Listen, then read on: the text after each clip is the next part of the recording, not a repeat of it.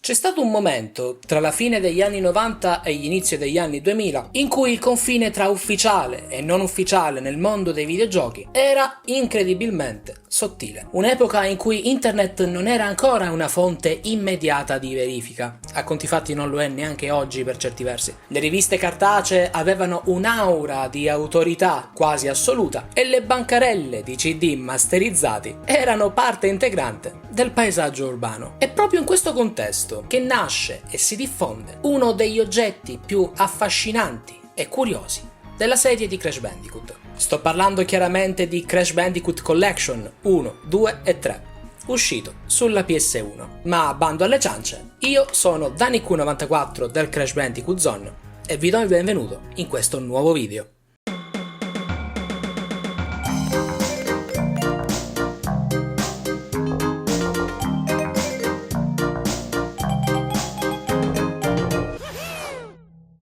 La storia di questo videogioco è per certi versi molto interessante, anche perché è tutto quanto avvolto da un alone di mistero.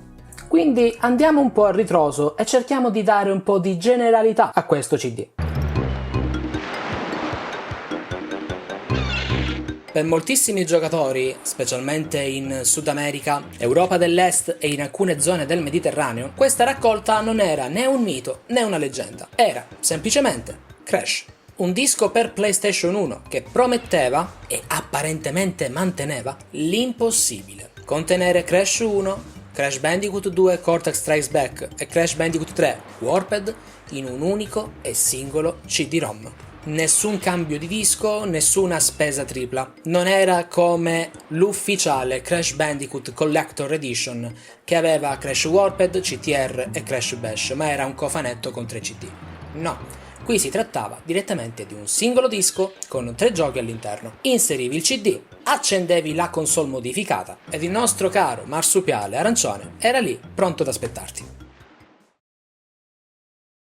Preferisco la vera trilogia. Ho detto la vera trilogia. Perfetta. La cosa più sorprendente, e perché sorprendente lo scoprirete dopo, è che nessuno all'epoca sembrava mettere davvero in dubbio l'ufficialità di questo CD. La collection infatti era così diffusa, così normale nella sua presenza, che per molti era automaticamente ufficiale. Alcuni la ricordano addirittura con una copertina pseudo professionale, come appunto questa qui, che è un ottimo mix della copertina ufficiale di Crash 1 e di un altro artwork di Crash 1, che quindi sì, riprende direttamente lo stile della copertina di Crash 1, ma si capisce benissimo che è tutt'altra cosa. Non soltanto per il logo, ma anche perché c'è un Crash totalmente differente. Ma anche perché in alcuni paesi del mondo, specialmente in Brasile, questa collection era diventata quasi la Bibbia. Alcune volte potevi trovarla con titoli alternativi assurdi come The Old Wolf Trilogy, stampati su dischi anonimi o custodie trasparenti. Insomma, era diventata in qualche modo l'uscita regolare ed ufficiale della serie in molti paesi. E funzionava. O meglio, quasi sempre funzionava.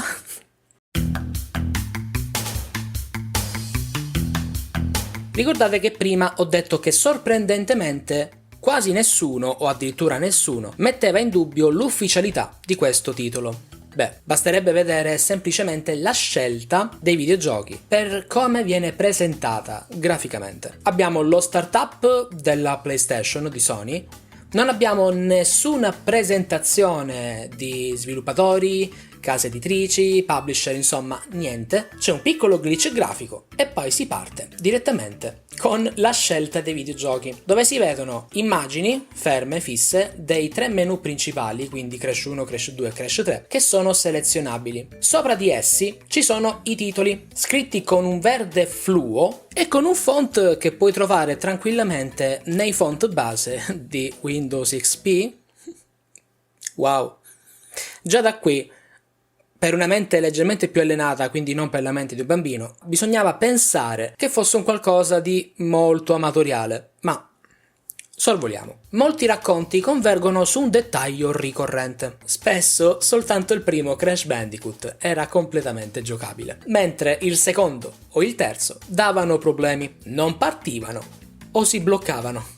Ma la cosa più divertente e al tempo stesso affascinante è che anche questa cosa veniva accettata come parte dell'esperienza. Dopotutto era pur sempre un CD da bancarella, comprato magari durante una festa di paese o esperienza personale fuori da un supermercato, insieme ad altri giochi misteriosi che promettevano il mondo. Anzi, addirittura questo non faceva che alimentare la leggenda. Come si faceva a far partire Crash 2? Come si faceva a non far buggare Crash 3? E via lì discorrendo di devi completare al 100% Crash 1 per sbloccare totalmente Crash 2. Un qualcosa che ad oggi fa sorridere, ma che al tempo dava al gioco stesso, non soltanto questo ma tutti quanti i videogiochi, un'aura di misticismo in più, un'aura di avventura.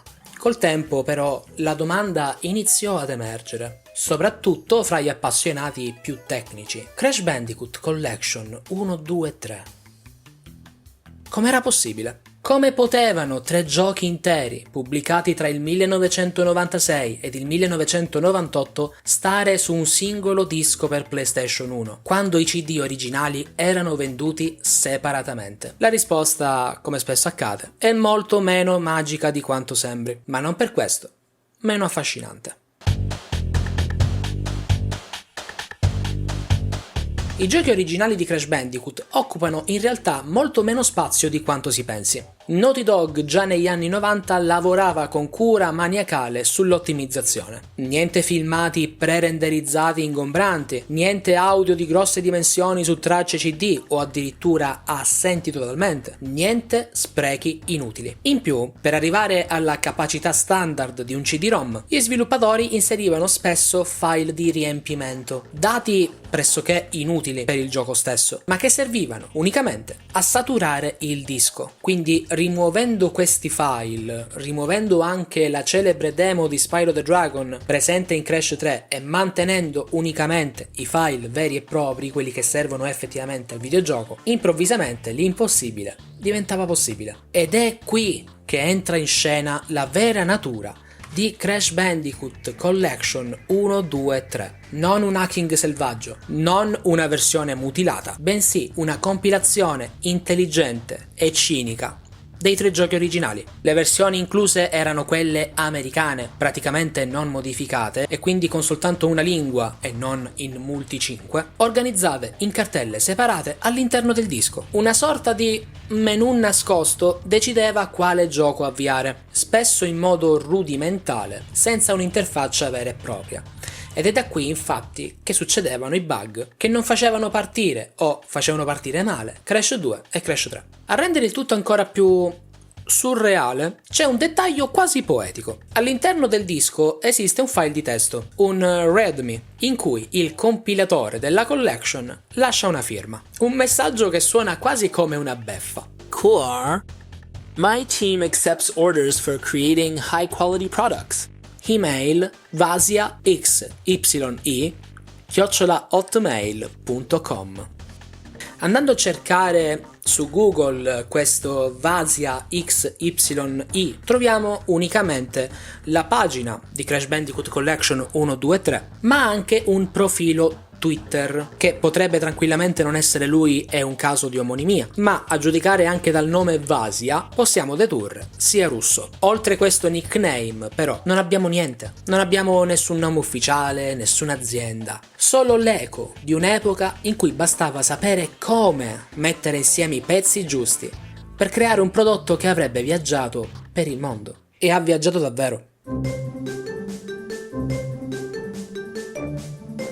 La collection è diventata talmente famosa che, per una coincidenza quasi grottesca, nello stesso periodo una rivista brasiliana di videogiochi, ovvero Gamers, pubblicò una edizione speciale dedicata alla trilogia di Crash, alimentando ulteriormente l'illusione che quella collection fosse legittima. Per tantissimi giocatori non esisteva alcuna distinzione, quella era la trilogia di Crash. E a conti fatti lo è davvero. Oggi, a distanza di anni, sappiamo esattamente cosa fosse davvero. Sappiamo che era un bootleg, non autorizzato, tecnicamente borderline, ma incredibilmente efficace. Sappiamo che rappresenta una sorta di antenato illegale della Insane Trilogy, uscita ufficialmente soltanto nel 2017. E sappiamo anche che, ironia della sorte, quella collection ha fatto conoscere Crash Bandicoot a persone che altrimenti non avrebbero mai potuto giocarlo. Ed è forse questo il paradosso più grande. Un prodotto nato fuori da ogni legalità è diventato, per molti, la porta d'ingresso definitiva nel mondo di Crash Bandicoot. Non come oggetto da collezione, non come curiosità storica, magari, ma come esperienza reale, vissuta, consumata davanti a un televisore a tubo catodico, con un DualShock, consumato tra le mani. La Crash Bandicoot Collection 1, 2, 3 non è soltanto un disco, è una fotografia perfetta di un'epoca in cui il videogioco era anche passaparola, improvvisazione, adattamento. Un'epoca in cui bastava un CD masterizzato per creare una leggenda. E forse, proprio per questo, non verrà mai dimenticata.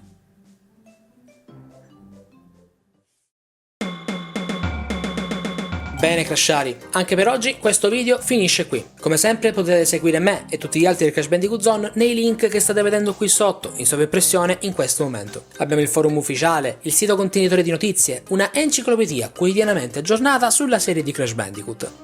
Abbiamo le varie pagine social, come Facebook, Instagram, X, Threads, TikTok. Abbiamo anche un canale Telegram. Decidete voi dove andare per entrare a far parte della community più vecchia e più longeva di Crash Bandicoot in Italia. Noi come sempre ci vediamo ad un prossimo video Crashari, statemi bene. E oggi e per sempre, viva Crash Bandicoot Collection 1, 2 e 3.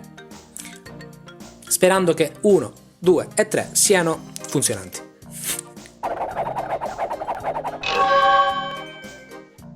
Voglio farvi notare come questa è la copertina frontale, mentre quella dietro è meravigliosa perché ha Crash di Warped, i render presenti anche in Crash 2 nella copertina dietro, poi tutte quante immagini, da Crash 1 fino a Crash 3. Chi ha fatto questa copertina sapeva il fatto suo, e stiamo parlando del 98, le mie divinità.